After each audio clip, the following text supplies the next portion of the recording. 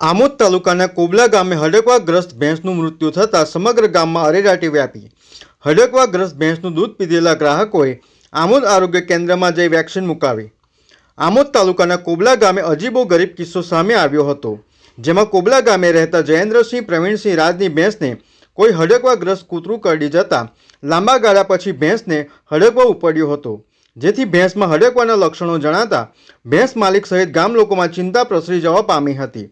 આ ઉપરાંત ભેંસ વેતરમાં આવ્યા બાદ ભેંસે એક બચ્ચાને પણ જન્મ આપ્યો હતો, જેથી ગામ લોકો ઉપરાંત અન્ય લોકોએ પણ ભેંસના કાચા દૂધની બરી બનાવીને ખાધી હતી।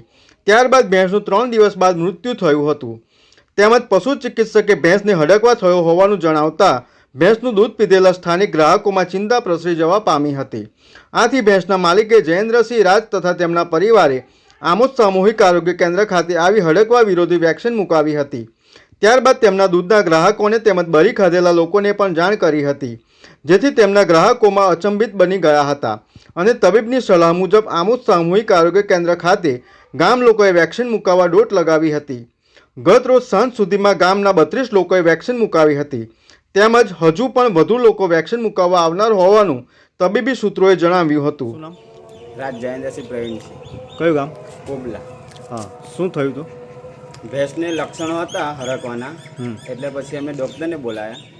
ડૉક્ટર કે આવે એને હડકવા જ છે, એટલે પછી એને 2-3 દિવસ પછી હવે ભેંસ મરી ગઈ છે। અમારા ત્યાંથી ગ્રાહક હતા દૂધના, એ બધાને અત્યારે વેક્સિન મુકાવવા લાયા છે। જી, કેટલા લોકોએ વેક્સિન મૂકવાની છે અત્યારે? ફરી અમારા જેટલા ગ્રાહકો છે એ બધાને મૂકવી પડશે। જી, અંદાજિત 20 लोग सर। मैं doctor Manjhi, medical officer CHC Amod पर से। आज हमारे यहाँ एक बहुत ही ज़्यादा अजीब केस सामने आया। यहाँ हमारे बाजू में एक कोबला गांव करके है, वहाँ पे एक भैंस को एक कुत्ते ने काट दिया। उस वजह से वो भैंस को हड़कवा गया था और वो भैंस मर गई, लेकिन वहाँ के पूरे गांव ने, वहाँ के सारे ग्राहकों ने वो भैंस का दूध पिया था। तो आज हमारे यहाँ पे वो सारे ग्राहकों को हमने हमारी तरफ से प्रोफाइलैक्सिस वैक्सीन बूस्टर दिया है फॉर ARV। एट प्रेजेंट हमारे यहाँ पे ऑलमोस्ट 32 वैक्सीन लेने के लिए 32 पेशेंट्स आ चुके हैं और अभी भी और बाकी आने के हैं।